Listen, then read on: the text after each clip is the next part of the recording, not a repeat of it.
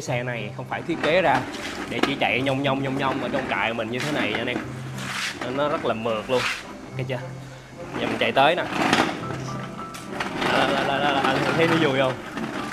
Cái xe này thiết kế ra không phải để chạy như vậy mà là nó như thế này.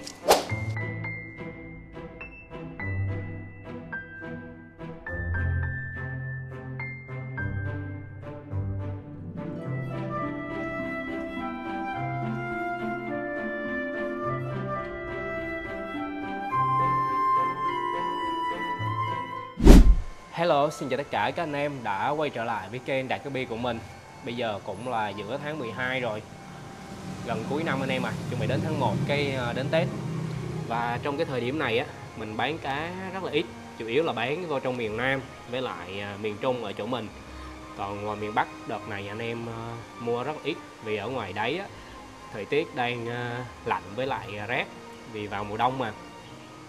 Cho nên là mình bây giờ dịp cuối năm rồi là ngồi tâm sự với anh em chút xíu ha, và những cái thành tích nhỏ của mình trong mỗi năm qua từ cái khi mà mình nuôi cá. Như anh em biết, những cái đầu tiên mình nuôi cá là mình tận dụng lại cái chuồng bò cũ của nhà mình, lúc đó nó không nuôi bò nữa, mình mới đem thùng xốp nè, đem khay nhựa, thùng nhựa ra ngoài đó để mà mình thả cá mình nuôi.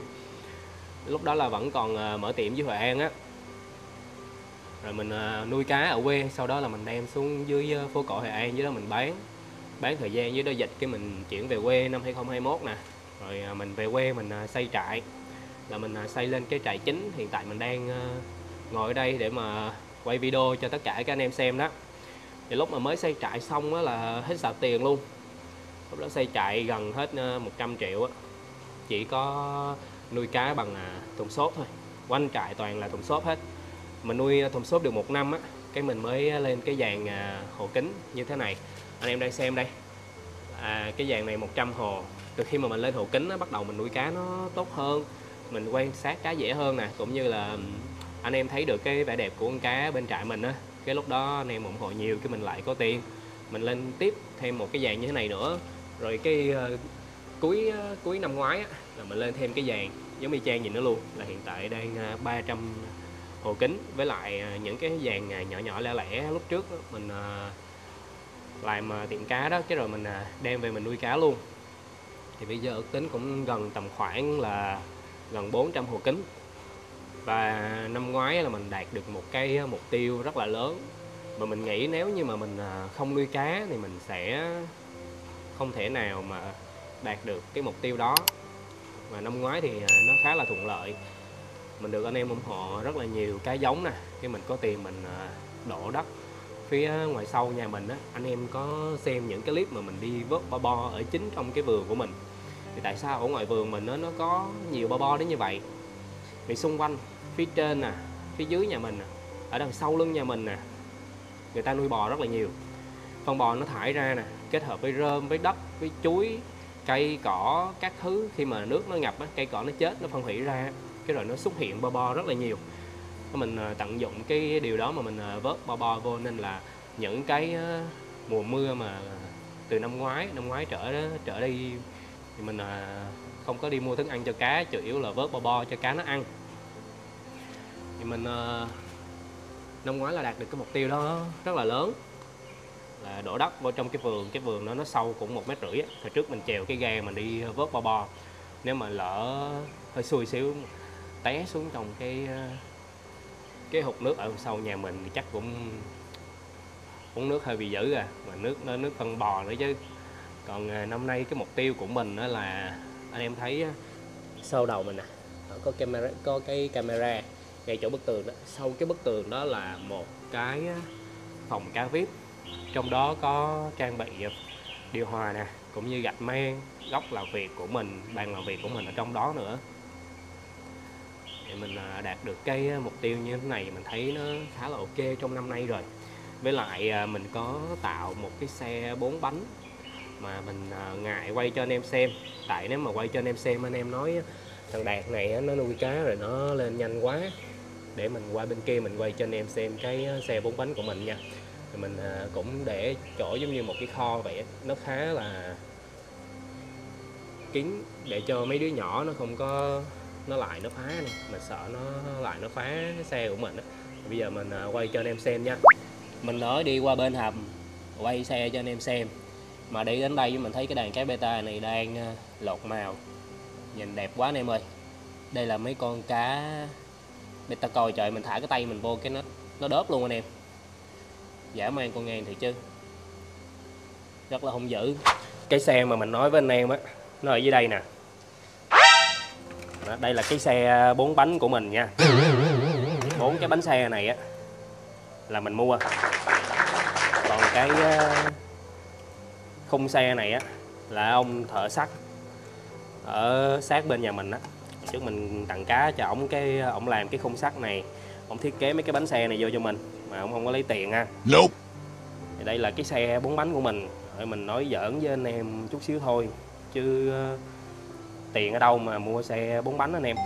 Tất cả những cái mục tiêu mình chia sẻ với anh em mình đã đạt được đó thì nó đều là sự thật hết. Kể cả cái xe này thì nó cũng là cái xe 4 bánh đối với bản thân mình, nó hỗ trợ mình trong công việc rất là nhiều.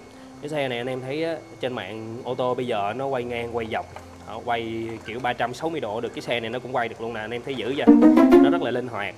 Cái xe này á không phải là để chạy cho vui nhông nhông ở trong trại mình đâu, mà nó hỗ trợ mình trong công việc hút cạn.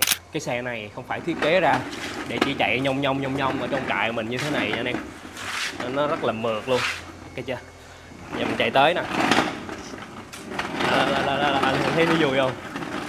Cái xe này thiết kế ra không phải để chạy như vậy mà là nó như thế này. Cái xe này sinh ra là để dành đi đôi với lại cái ống này của mình nè.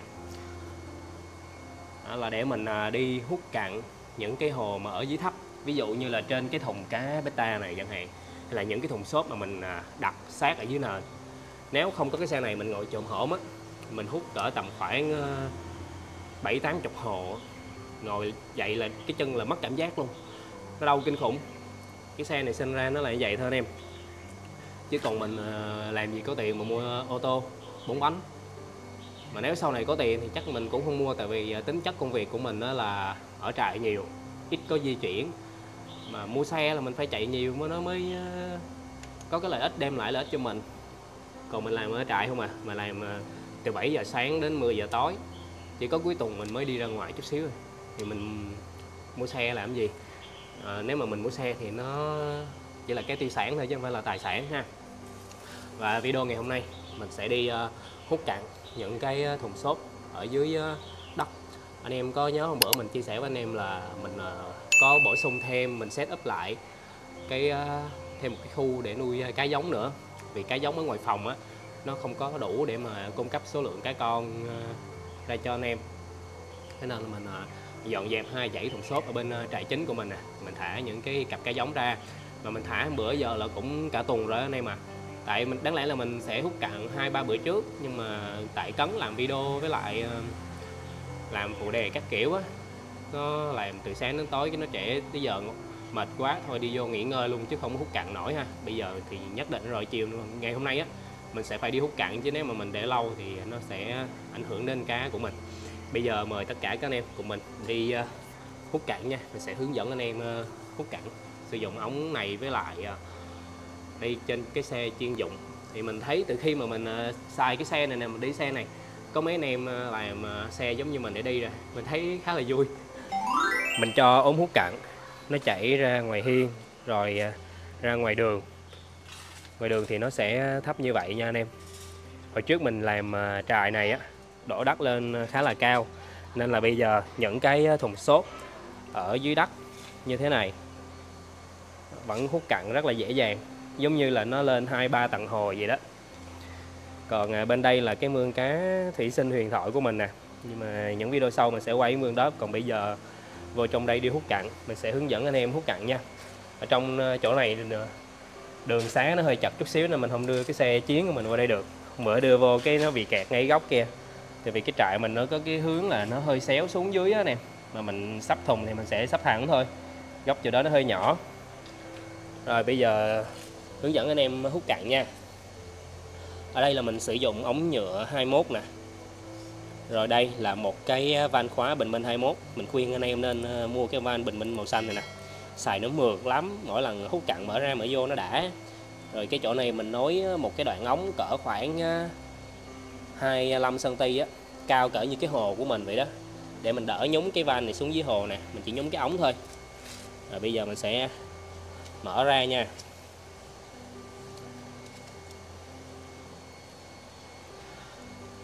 Có cái lọc này cũng tiện, tại vì bao nhiêu phân cặn á nó dồn ở hai bên góc hồ này thôi, phía trước không có nhiều.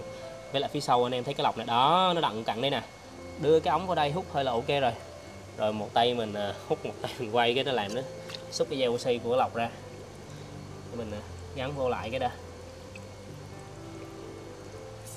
Ở bên đây rồi lọc chảy rất là êm luôn. Anh em thấy nè, phía trước đây á gần như là không có một xíu phân nào luôn á, anh em thấy chưa? Mình chỉ cần hút cặn từ cái 1/3 hồ đi vô thôi. Mình hút từ chỗ này đi vô ra sau cái lọc qua bên đây, rồi đến chỗ đây là hết phân rồi. Giờ chúng ta sẽ xả nước nè, anh em thấy tiện dữ chưa?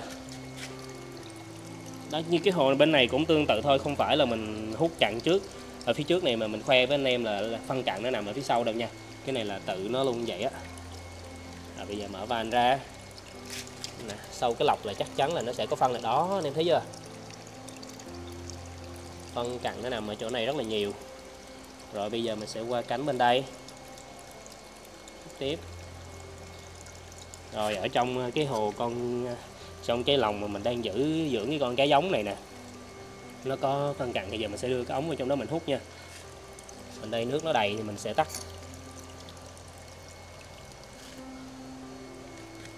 Hút một tay như thế này, chỗ này nó hơi chặt nên mình sợ quá đi anh em ơi. Thôi cái này chút xíu nữa mình hút sau nha. Chứ bây giờ mà hút một tay quay một tay hút á, rất là dễ hút luôn cá vô luôn, là toan luôn á. Con cá nó không lọt vô cái ống này nổi đâu, nó kẹt lại là nó hẻo luôn. Như cái hồ này là hôm bữa mình để nó dơ sẵn như thế này luôn, rồi mình mới thả mấy leo bát này vô này. Ở phía trước nó có cặn. Tại vì anh em biết sao không? Cái đó là một phần. Cái phần thứ hai á là mấy con cá leo bát này nó nhảy ra khỏi hồ rất là dữ. Mình để nước á, lúc nào nó cũng thấp hết á. Như này nè, cũng phải là 10 mấy phân á, để tránh cái trường hợp con leo bát nó nhảy ra ngoài. Tắt cái này. Thế nên là cái lọc này á, nó không có thổi luồn tới được. Ví dụ như cái hồ này mình nâng mực nước cao lên, nó thổi luồn như thế này đúng không? Là nó sẽ đẩy phân cặn ra đây, rồi nó dồn ở chỗ cái góc này. Nó giống như đi một cái đường nó xoáy vậy anh em. Nè, nó đẩy cái luồng nước ra đây, bò qua đây, là lúc nào chỗ này nó cũng sạch hết trơn á. Tại vì con cá nó mới đi phân ra thì cái lọc này nó sẽ đẩy đi như vậy rồi.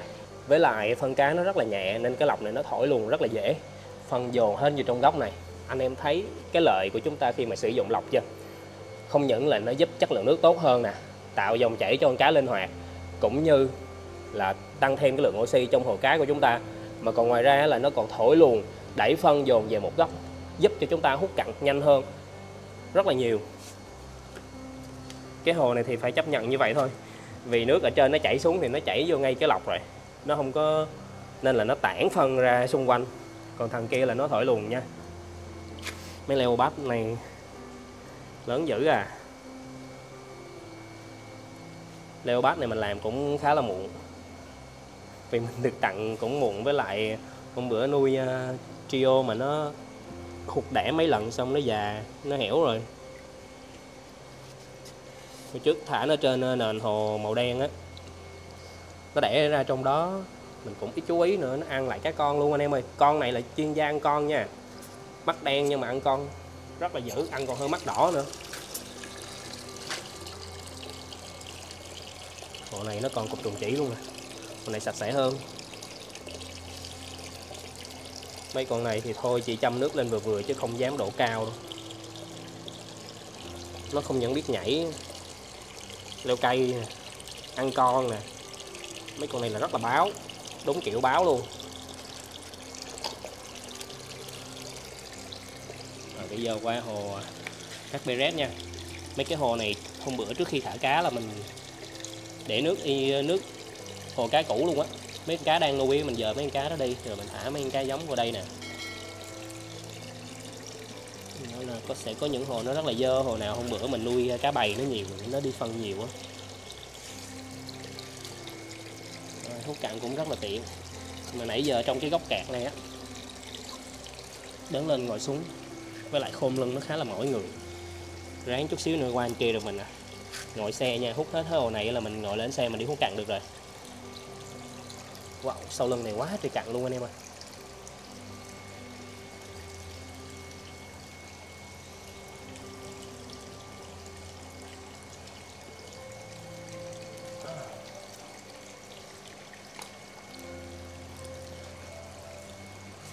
Trên đây là cái hồ Coi Rét nè, nước nó cũng khá là ít. Cái này là mình phải tập trung mình hút, chứ không là cạn nước, mà cạn thì nó không sạch, với lại dễ hút cá ra nữa.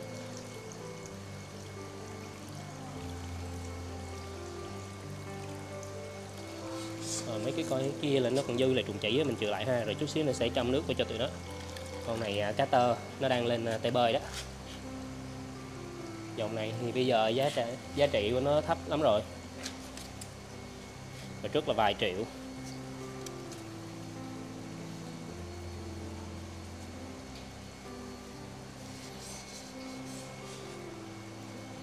Hút cặn rất là khỏe. Rồi như vậy là sạch cái hồ rồi đó.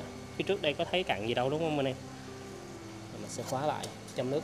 Ôi chết, quên rồi. Dừng cái này lại. Chút xíu nữa mình sẽ múc nước mình châm qua mấy cái hồ kia liền nha, không dám để dừng cái hồ này lại để chút xíu nữa múc cái nước bên hồ kia châm qua. Trời ơi, con leo bát nó nhảy ra ngoài là toan á. Để mình hút xong cái hồ này đi rồi lại múc nước.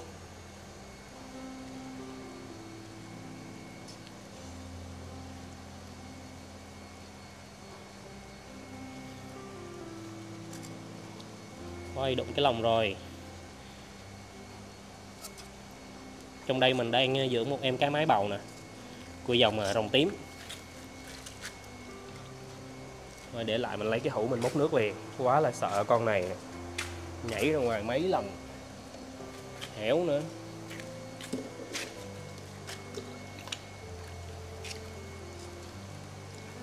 Chăm cho con Coi Rét này luôn.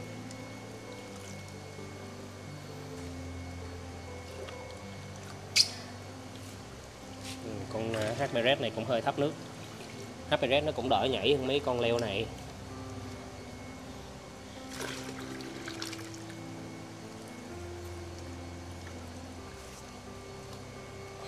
Chắc để mình múc thêm nha, chứ chừng đó là nó nhảy vô tư luôn á. Mấy con này sợ nó quá trời.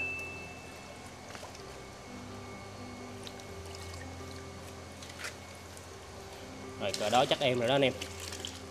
Mình để cái ly này, cái hũ này ở đây.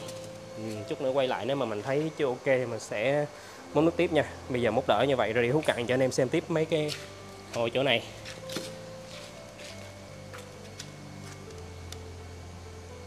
Còn 2-3 thùng nữa chắc để mình hút xong cái chỗ này đi, cái qua bên kia lấy xe ngồi luôn. Giờ vòng qua lấy cái xe nó hơi khó.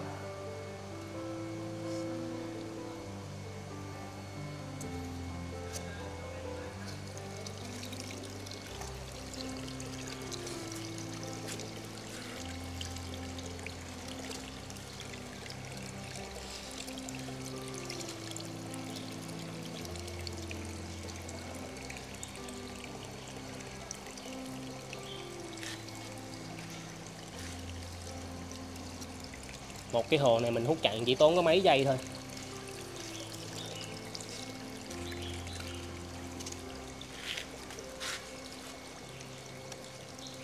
Đây là bầy full gold nè. Hôm bữa mình hết hồ nên là để tụi nó ở chỗ này luôn, chứ chưa thả cá giống vô, không biết dời đi đâu hết. Giờ full gold nó đẻ nhiều quá.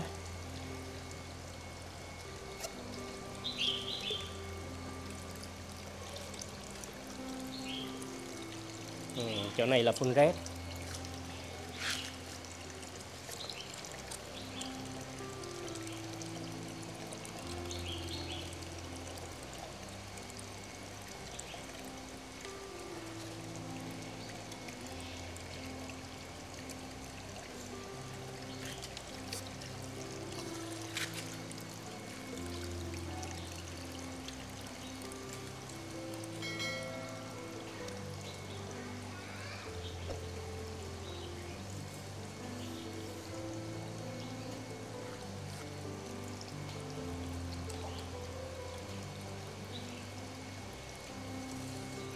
Ôi, nước đầy anh em ơi. Rồi chỗ này xong xuôi rồi đó, nãy giờ đứng khom lưng cũng khá là mỏi luôn. Giờ mình sẽ lấy xe.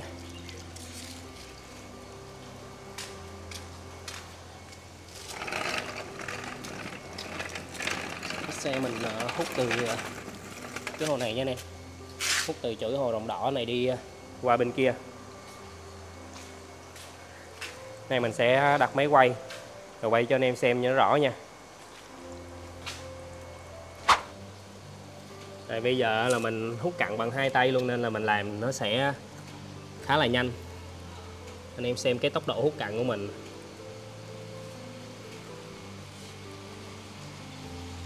Đó, vậy là mình hút xong một hồi rồi đó, lướt qua nhanh lắm. Ôi chết, nó đụng vô trong cái chân máy quay. Mình làm việc á, nó kiểu bị áp lực, xong cái mình đi hút cặn cho con cái nè, cái mình thấy nó thư giãn nha anh em. Bây giờ ở ngoài trời mưa đang rất là to luôn, không biết là anh em nghe nó có rõ không nữa. Mình sẽ cố gắng nói to hơn nha.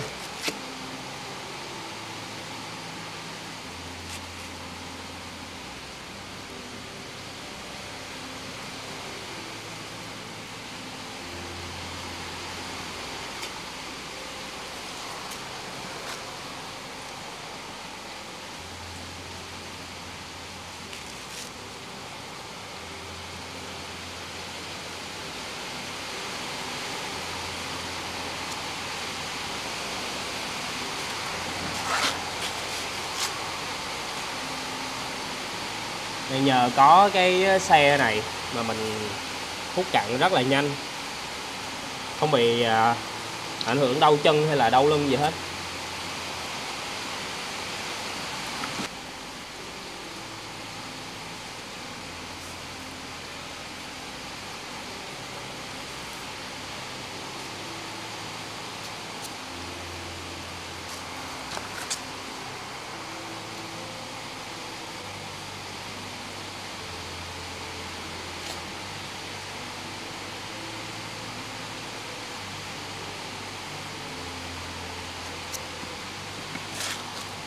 Con này đầy rồi.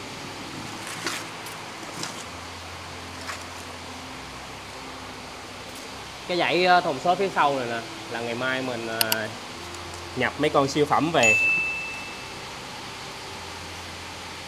Giờ mình sẽ hút cặn luôn ở bên đây luôn để chuẩn bị hồ ngày mai thả cá nha.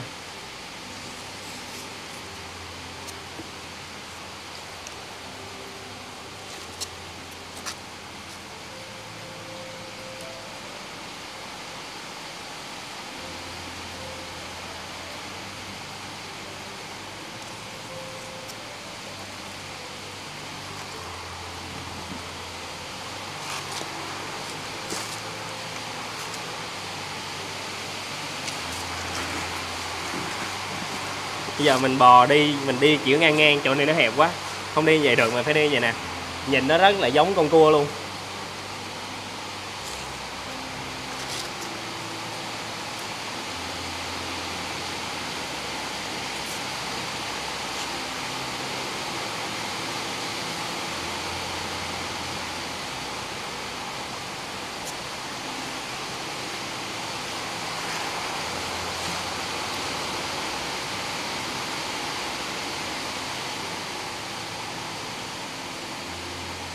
Anh em thấy không, bên ngoài trời mưa rất là lạnh, nhưng mà hồ nó dơ thì mình phải hút cho cá thôi, chứ mình không kiêng cữ gì hết á. Cứ 3 ngày hút cặn một lần cho cá nó khỏe. Mấy người nước ngoài họ cũng nuôi như vậy đó anh em, một tuần họ hút cặn 2 lần. Họ đăng mấy cái video để mà chia sẻ đó.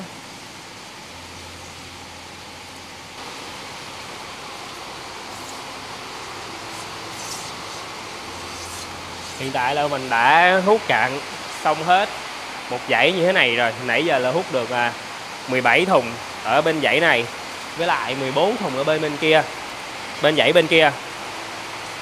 Ôi, ngoài trời mưa to lắm anh em ơi.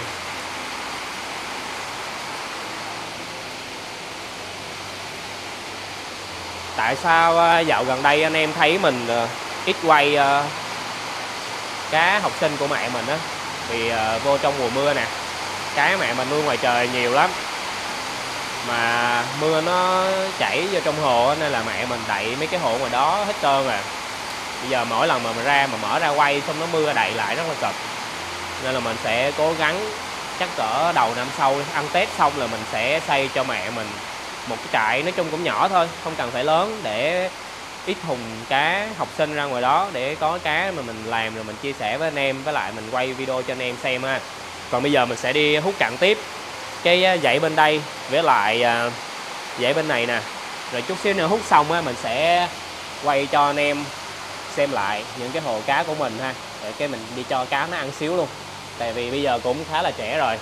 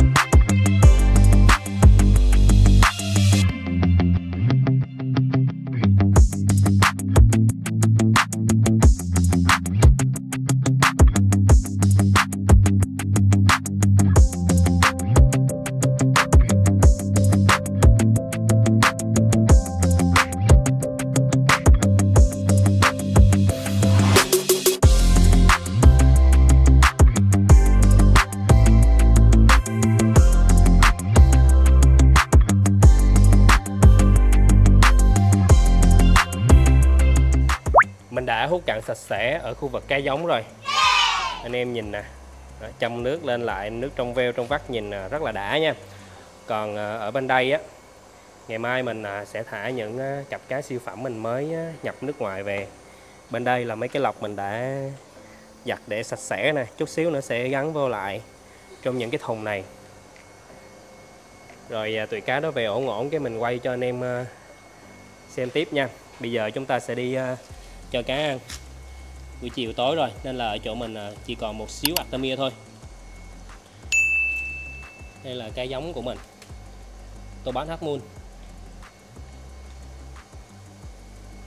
Có em cá đó bụng rất là to, đang chờ đẻ.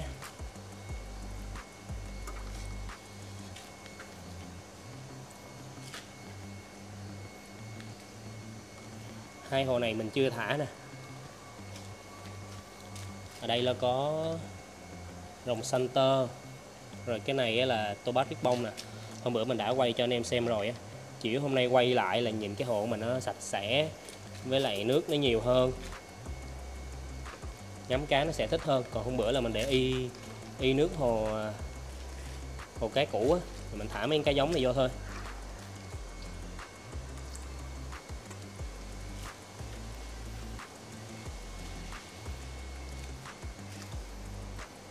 Để qua bên kia có cá nó lớn hơn, mình quay anh em xem sẽ rõ.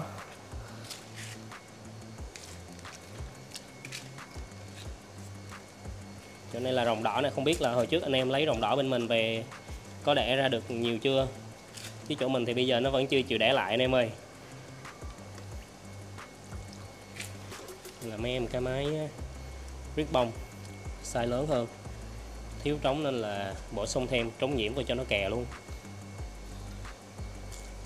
Vì có nhiễm hay không thì trong bản thân con cá Tobas á, nó sẽ luôn đẻ ra những con cá màu đỏ rồi. Này là cá con của dòng rồng xanh mình đang dưỡng ở đây nè. Chút xíu nữa sẽ cho tụi nó lên trên hồ kính luôn. Ngoài đây là cá giống. Bên đây mình có hai em cá mái ôm bầu khá là lớn rồi đó.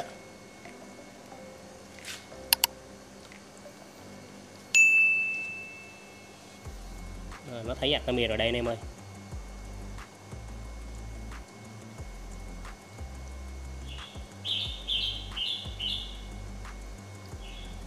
Bây giờ mình qua bên dãy cái giống bên này quay cho anh em xem.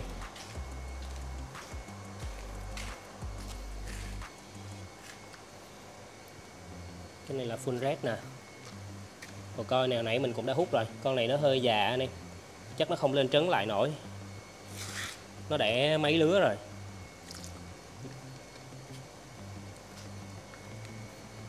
Em này cũng vậy, già hết trơn. Là em cá rồng tím của mình, size rất là lớn nha.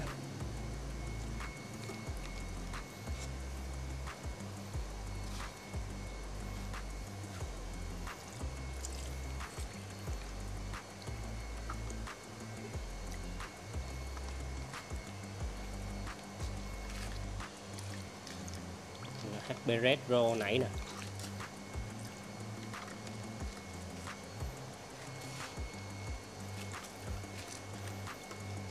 Và mấy con báo của mình đây. Tiết lộ với anh em là ngày mai sẽ có dòng báo trắng về nha. Cái này là báo đốm.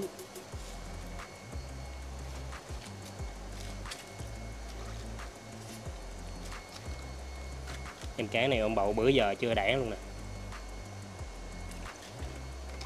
Từ khi mà mình thấy mắt cá con nó xuất hiện á, thì tầm khoảng cả tuần á, nếu mà anh em phát hiện sớm á, thì còn khoảng cỡ tuần sau nó mới đẻ, chứ nó không phải là thấy mắt cá con là nó đẻ liền nha anh em. Bên đây có một bầy rồng tím con nữa nè.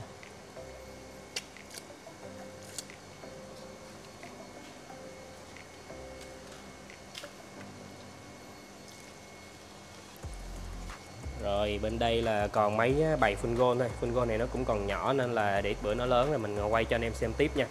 Bây giờ mình sẽ đi hút cặn ở trên vàng hồ kính. Đó, chiếc xe 4 bánh của mình ở chỗ đó kìa. Để hút cặn cho nó sạch sẽ trên vàng hồ kính này. Giờ cũng còn nhiều anh em ơi, 200 hồ kính khá là kinh khủng. Mình sẽ tranh thủ mình hút cặn nha. Rồi, cảm ơn tất cả các anh em đã xem hết video của mình. Nếu anh em thấy video này hay, hãy nhấn nút like để ủng hộ mình và nhớ đăng ký kênh để theo dõi những video sau nha. Bye bye tất cả các anh em.